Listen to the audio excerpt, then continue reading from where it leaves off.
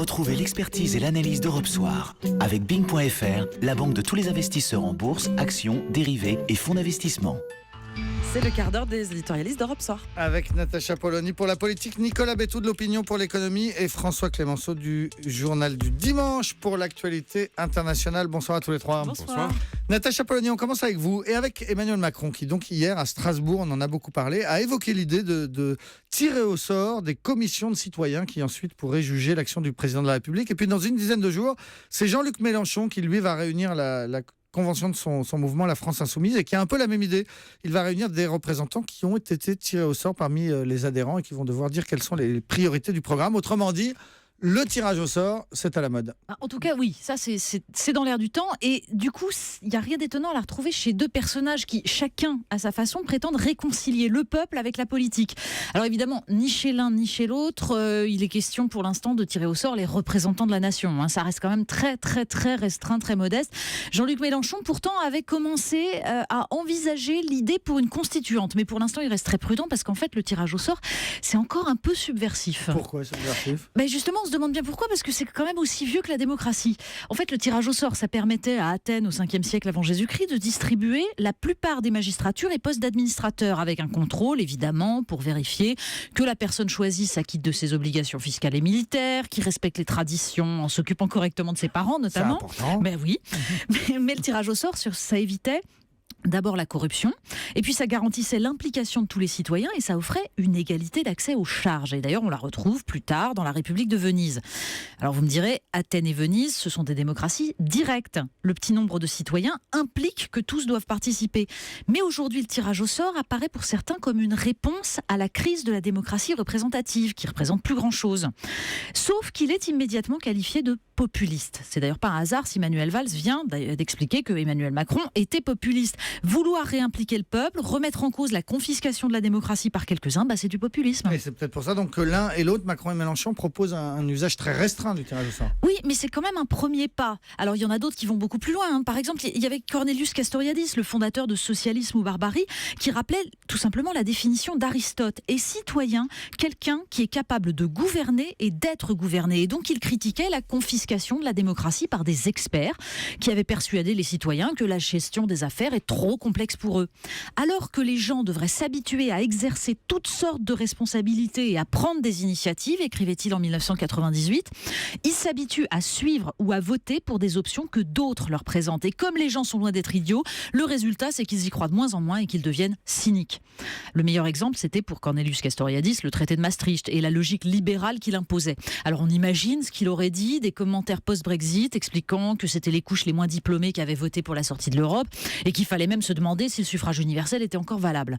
Emmanuel Macron et Jean-Luc Mélenchon, eux, restent, on l'a dit, très prudents quand ils abordent le tirage au sort. Mais en fait, derrière, il y a l'idée que l'oligarchie des experts et des professionnels de la politique, ça nourrit la crise et qu'il y aurait comme un air de 1788. Ça veut dire qu'on serait à un an de la Révolution, c'est ça, l'ère de 1788. Si on n'écoute pas la colère et si on n'y répond pas d'une manière ou d'une autre, c'est dangereux. Merci Natacha Polony. On passe à l'économie, Nicolas Bétou, avec la Cour des comptes qui a dévoilé ce matin un rapport sur l'accès des jeunes au marché de l'emploi et c'est un rapport très sévère.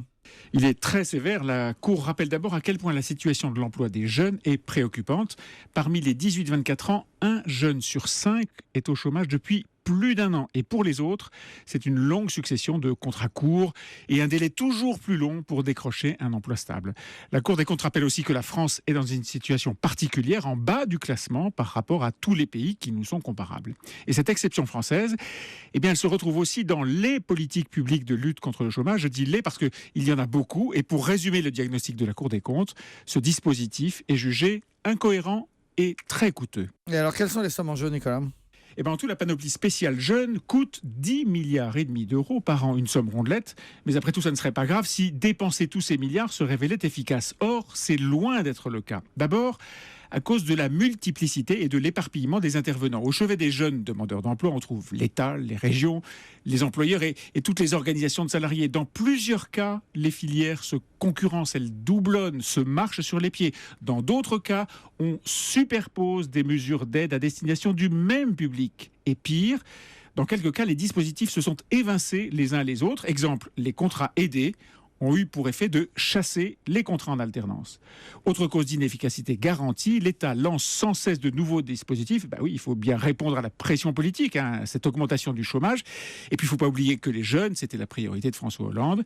Mais il n'y a jamais dans ces nouveaux dispositifs d'objectifs précis, dit la Cour des comptes, et pas davantage de budget qui serait calculé en fonction de ces objectifs. Bon, mais Nicolas, il y a quand même des mesures qui émergent. Oui, sans surprise, c'est l'apprentissage qui d'ailleurs mobilise plus de la moitié de nos fameux 10 milliards par an. Mais c'est vraiment un cheminement très efficace pour trouver un boulot. Autre bonne nouvelle, la Cour des comptes dit beaucoup de bien des écoles de la deuxième chance. Vous savez, ce sont ces endroits où on essaye de reconstruire l'employabilité de ceux qui ont été éjectés par le système, qui ont été sortis du monde du travail. Ouais, et je parie qu'il y a une cuillère en bois parmi les politiques jeunes. Oui, et c'est les emplois d'avenir, le remède miracle porté par François Hollande, très peu efficace et surtout conçu pour faire du chiffre. Chaque mission locale, chaque préfet de région doit faire du chiffre, placer de l'emploi d'avenir. Le résultat, dit la Cour des comptes, c'est que tous les budgets ont été consommés sans vérifier l'efficacité des sommes dépensées. Ce n'est plus de la politique de l'emploi des jeunes, c'est de la politique tout court. Voilà ce que nous dit ce soir Nicolas Bétou. Et on passe à l'actualité à l'étranger, François Clémenceau, avec cette question. Est-ce qu'il faut encore garder l'Afghanistan sous perfusion? Question qui se pose puisqu'il y avait 70 pays donateurs qui se sont réunis à Bruxelles. On est 15 ans après le début de la guerre en Afghanistan qui avait fait suite aux attentats du 11 septembre. Eh bien, le pays est toujours donc sous perfusion internationale et on se demande jusqu'à quand. C'est une très bonne question et on est évidemment en droit de se la poser parce qu'effectivement, 15 ans, c'est une durée inimaginable et on se dit, on y consacre chaque année des centaines de millions, voire des milliards. C'est pas seulement évidemment pour aider le pays à se reconstruire, mais c'est aussi pour se développer, pour solidifier ses institutions et dans un but premier qui est celui de tenir bon face au terrorisme qui n'est toujours pas réglé.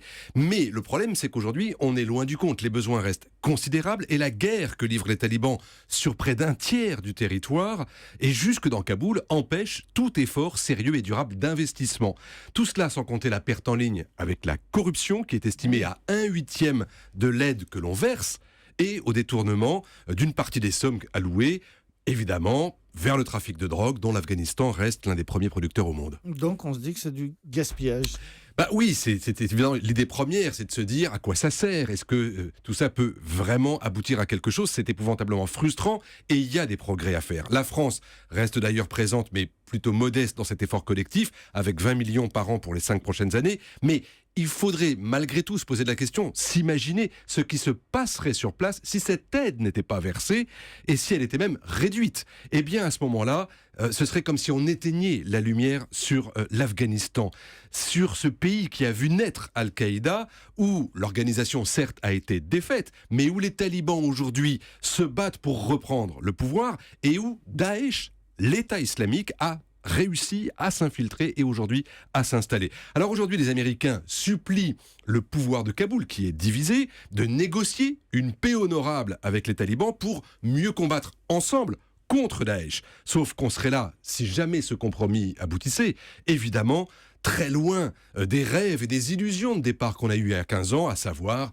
la naissance d'une démocratie afghane, où les seigneurs de guerre, les terroristes et tous ceux qui empêchent les femmes de s'émanciper d'être défaits. François, est-ce que vous diriez que tout ça, c'est mettre au mauvais bilan de Barack Obama, puisqu'on approche de la fin de sa présidence? Je ne suis pas sûr, et notamment parce que tous ceux qui sont dans le cœur de l'action militaire, les généraux, les stratèges, pensent qu'en gros, lorsqu'on a commencé à déclencher une guerre, il faut au minimum 15 ans pour pouvoir commencer à régler les effets et les conséquences de la guerre et au mieux 25 ans pour commencer à bénéficier des effets de la reconstruction. Et donc Obama, lui, il est arrivé au pouvoir en 2008 alors que la partie était à moitié gagnée. Il avait promis d'y mettre fin, c'était sa promesse de campagne. Il a beaucoup tardé à envoyer des renforts, mais une fois que les renforts ont été envoyés, eh bien, ils ont pu reprendre du terrain, mais ils n'ont pas pu le garder parce que sinon on repartait dans le cercle vicieux de l'armée d'occupation. Bref, c'est le piège de la guerre. Je ne vous parle même pas du rôle nuisible du Pakistan tout au long de cette période, mais l'idée, c'est que cette paix en Afghanistan, elle ne se gagnera qu'avec les Afghans au pouvoir, qu'avec les talibans, et qu'il n'y a pas d'autre choix que, en attendant, de les aider à y parvenir. Voilà, la guerre, c'est long, nous dit François Clémenceau. C'est toujours très long. 25 ans, et donc il reste encore 10 ans en Afghanistan. Merci beaucoup. Natacha Polony et Nicolas Bétou étaient avec nous également.